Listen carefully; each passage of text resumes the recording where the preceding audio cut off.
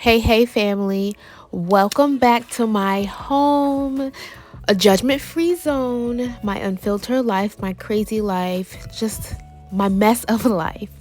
But remember, there's no judgment here. So today's video, I am just taking some time on this snow day in North Carolina to clean out my kitchen, declutter it. The areas that I'm working on are the areas that we use the most, and it's just gotten out of hand, and it's time to let go. A few videos ago, I said that we moved here, and I haven't really done a deep clean or a decluttering in a while. So, get up off your couch after this video and go into your kitchen and look through at the things that you have and say, do you need it? When is the last time you used it? And is that food expired? No judgment here. Let's get into it.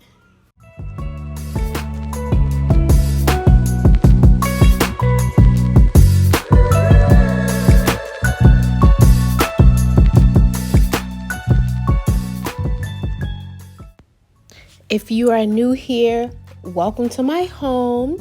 My name is Armenta. I'm a wife, a mom of 4, and take a moment to follow me on Instagram and subscribe to my channel.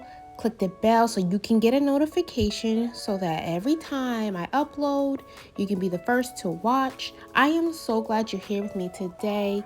I hope to encourage you, inspire you more than you know. And you guys being here with me is such a blessing to my life. I am so grateful for each and every one of you.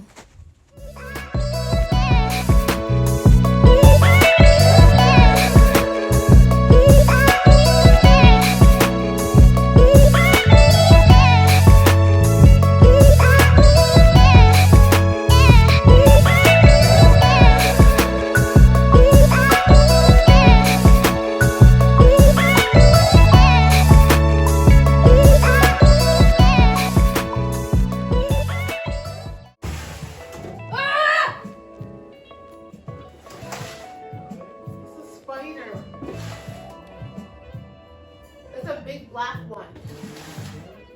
Yeah. It's gonna bite me.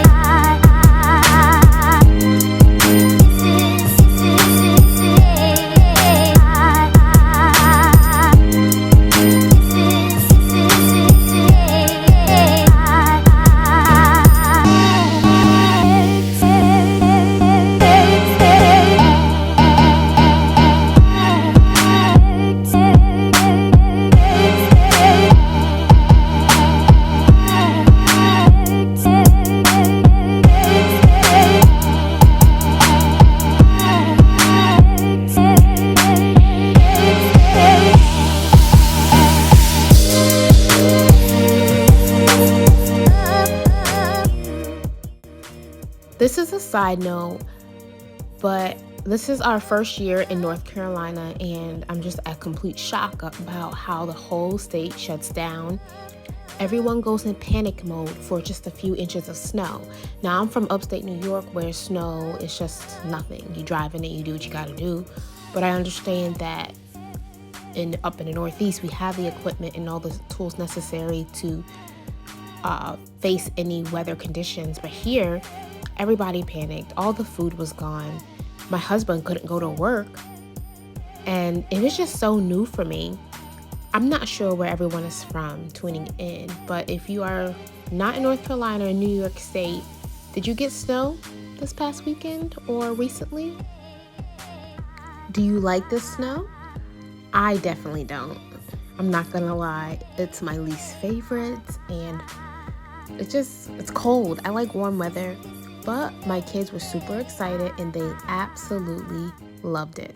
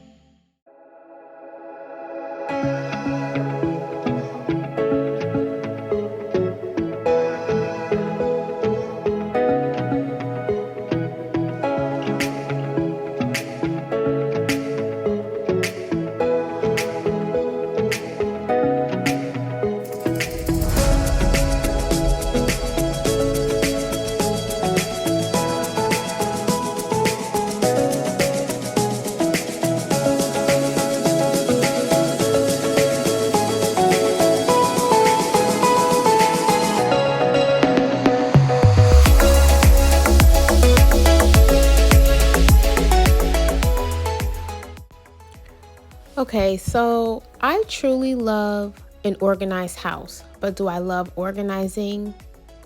That's questionable.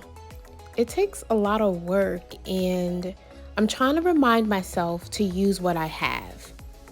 It gets easy to get caught up in, like, okay, I can't organize or I can't do A, B, and C until I have this. But my sister-in-law reminded me, in all cases, in all circumstances, use what you have. Look around and say, okay, be creative, think outside the box. How can I use this to create something out of nothing? So that's what I have been working on mentally as well. And I don't have all the fancy jars and everything that matches, but I said I need to organize the closet, and this is just my real life, and these are the things that I have. Shout out to the dollar store for supplying all of my things. I'm really sad that everything is to $1.25 now. So when it comes to organizing, reorganizing, and decluttering, it really is not an easy task. It takes time. For me, it's very overwhelming. Now you'll see other people on YouTube and Instagram where you're like, wow, their pantry, their closets, their cabinets are amazing. But I can guarantee it took them multiple tries to get it to what it's like at that moment. It's not easy. And when you try to make do with what you have, you just gotta do what you have to do. And do I say that to discourage you? No. I want you to know that you can do it, no matter how overwhelming it is. Later on in my video, you will see me going back and forth, switching out my containers, getting frustrated because I can't get it to work. But eventually, I got it. Do I say that I love it? Not necessarily, but it's clean, it's organized, I can find my things. And in a few weeks or so, I can switch stuff out and rearrange once again. There's no harm in that. And at the end of the day, you have to do what works best for your family, right?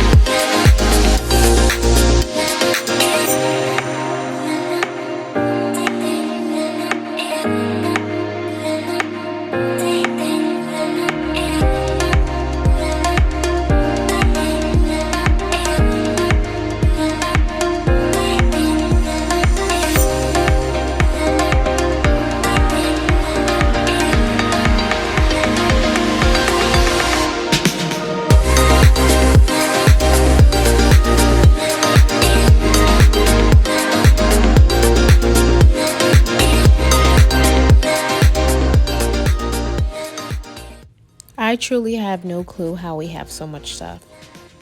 When we moved, I got rid of a lot of stuff. Granted, we lived in the house for 7 years, so we accumulated a lot. Maybe the cabinets there are different than here. I can't quite remember, but it's a little embarrassing. Like, how did I collect so much more, even though I got rid of a lot?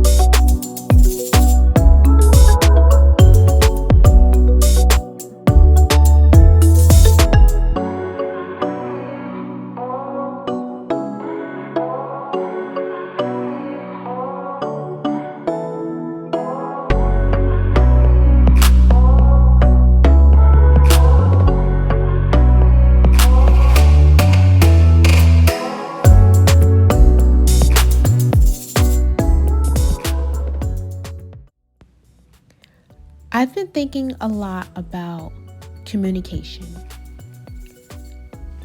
From my perspective and my experiences, marriages fail, relationships fail when we fail to communicate consistently.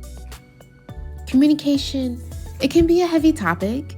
There are so many layers, so many different degrees to it, and there's so much to say. It requires a lot of us. Now, when we communicate, we must learn to be loving and gentle and honest. And our tone, the tone of our voice is so vital. It can make or break the atmosphere. I'd like to express for today the value of talking to your spouse, your friend, your family, whoever it is, taking a moment to express your feelings and your thoughts. Because when we fail to communicate, it allows whomever on the receiving end to create a false scenario in their head, which leads to many insecurities, self-doubts, and fear, which I believe can lead to destruction in a spiral path of, I'd say, maybe hate or despair. Especially, I've seen that in marriages, and I can say, honestly say, my marriage. When we don't communicate with one another, for me, I tend to overthink. And when my spouse isn't talking to me, when my husband isn't talking to me, I create a false scenario in my head, which leads to insecurities, self-doubts, and fears. And that can lead to despair and just hate. Now, it's safe to say that when we don't openly communicate, it's not healthy. It's not healthy for your environment of the marriage, and it does not allow your relationships to grow. Failure to communicate causes conflict. Before you speak, pray. Ask God to lead you with the right words, the tone of voice, and to be open. Now, on the receiving end, be sure that you have created an environment, an atmosphere that is comfortable for the person coming to you, that they can freely speak to you without harsh judgment. If it's your spouse, friend, family member that is talking to you, stop what you're doing and listen. Listen with your body. That nonverbal is so key. Listen with your body. Listen with your eyes. That's all included. And give them 100%. Put your phone down, turn the TV off, and listen. Lastly, I'd say that, I've read that studies show over 50% of what is actually said isn't really heard. Listening is something that we all need to work on. People often don't listen to listen, but they listen to reply. I'll be straightforward. I know for myself, I have a lot to say. I always feel the need to say whatever's on my mind. But I've learned that that's not always the best way to handle the situation when it comes to communication. Now, I don't have all the answers. I don't have all the words to make sense of communication entirely because it's unique depending on each relationship. But I hope that this message encourages you to use your words and communicate. And then on the receiving end, be a good listener.